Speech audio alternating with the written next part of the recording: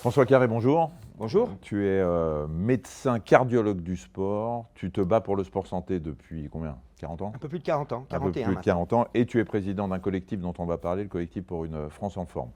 Grande cause nationale 2024 autour du sport, de l'activité physique et des bienfaits pour la santé. Une aubaine incroyable pour en parler. Oui, une aubaine incroyable qui avait été d'ailleurs proposée par le collectif au ministère des Sports. Une aubaine incroyable parce que c'est la première fois depuis qu'il y a la grande cause nationale, environ 40 ans, si ma mémoire ne me trompe pas, où on va parler de l'activité physique. C'est la première fois, donc c'est une aubaine incroyable, et bien sûr pendant l'année olympique. Alors, tu as parlé du collectif pour une France en forme, un collectif très important puisqu'il est né pratiquement avec le début de Paris 2024. C'est le consultant autour du sport santé des Jeux Olympiques. Oui, le collectif pour une France en forme qui a été créé par le professeur Saillant en 2019, il avait proposé de mettre la France en mouvement. Et pour cela, il a réuni un ensemble d'experts, des experts des médias, du sport santé, des experts scientifiques. Et nous sommes force de proposition au niveau de Paris 2024. Alors, on ouvre avec cet entretien les rencontres régionales qui vont marquer cette année de cette grande cause. Qu'est-ce qui va se passer concrètement ? Alors, ces journées régionales de Pour une France en forme étaient le deuxième objectif du collectif, c'est-à-dire montrer à tous les Français qu'il faut absolument qu'ils prennent soin de leur santé et pour cela qu'ils fassent de l'activité physique régulièrement.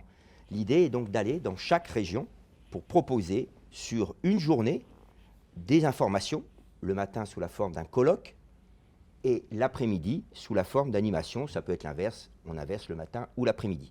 Mais il va y avoir le même schéma dans chaque région qui va être proposé lors de ces journées.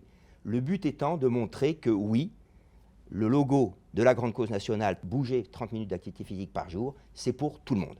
Alors c'est pour tout le monde parce que dans l'imaginaire collectif, les gens pensent que si on n'a pas bougé quand on était enfant, si on n'a pas bougé quand on était jeune adulte et qu'on a par exemple 60, 70 ans, c'est pas la peine de commencer. Exactement. En fin de compte, dans l'esprit de la population, du collectif, c'est bien de bouger. Mais si je ne bouge pas, ce n'est pas très grave. Et surtout, comme tu le dis, de toute façon, c'est trop tard maintenant. Non, je peux toujours rattraper le retard que j'ai pris, même si je n'ai pas bougé pendant 20 ans. Donc il faut absolument mettre dans sa tête que je dois bouger, tout le monde, quel que soit l'âge, et on peut s'y mettre quand on peut. Le spécialiste du sport santé que tu es depuis tant d'années explique comment que la France soit si en retard par rapport à cette notion d'activité physique et de lutte contre la sédentarité. On rappelle, parce que tout le monde ne connaît pas les deux notions, l'activité physique, quand on est inactif, c'est qu'on ne fait pas les 30 minutes d'activité physique recommandées par l'Organisation mondiale de la santé pour les adultes, 1 heure pour les enfants. Et la sédentarité, c'est le nombre d'heures qu'on passe assis dans la journée, alors en dehors des moments où effectivement on doit rester assis. D'ailleurs, je crois que tu as une formule, je ne sais pas si elle est de toi, c'est « The sitting is the new smoking ». Oui, « sitting is the new smoking », ce n'est pas de moi, c'était les étudiants anglo-saxons qui l'avaient utilisé. D'accord. Donc effectivement, on différencie ces deux, ce sont deux facteurs de risque indépendants. Comment l'expliquer en France? Je crois qu'on doit ça à Descartes. Pour Descartes, il y avait le cerveau d'un côté, le corps de l'autre. Et aujourd'hui, pour l'immense majorité des décideurs, si je peux dire, faire de l'activité physique ou du sport, c'est une perte de temps. C'est-à-dire qu'on n'a toujours pas compris que nous sommes génétiquement programmés pour bouger, nous n'avons pas d'autre issue, et qu'il n'y a qu'une façon d'entretenir notre capital santé, c'est de bouger. Les médicaments n'entretiennent pas le capital santé, il faut les prendre et bouger. François, finalement, est-ce que dans le cadre du sport santé, de tout ce qui va se passer pour la grande cause nationale, ce n'est pas la province, c'est les régions qui vont donner l'exemple par rapport à la capitale? Si, tu as tout à fait raison. Les régions sont beaucoup plus novatrices.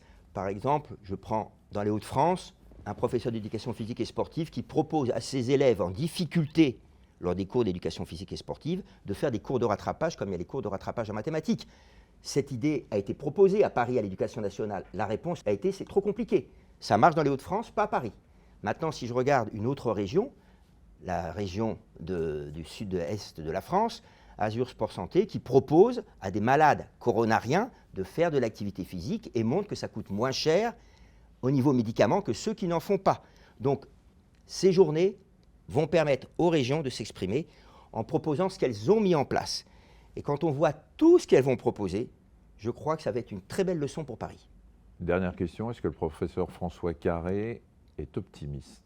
Alors oui, je suis optimiste parce que vu que ça fait 40 ans que je me bats pour ça, vous allez me dire que je n'ai pas beaucoup avancé, c'est vrai, mais j'y crois encore. Et d'ailleurs, on va le montrer, si on veut, on peut. Par contre, je pense qu'on attend depuis trop longtemps et qu'on va le payer cher.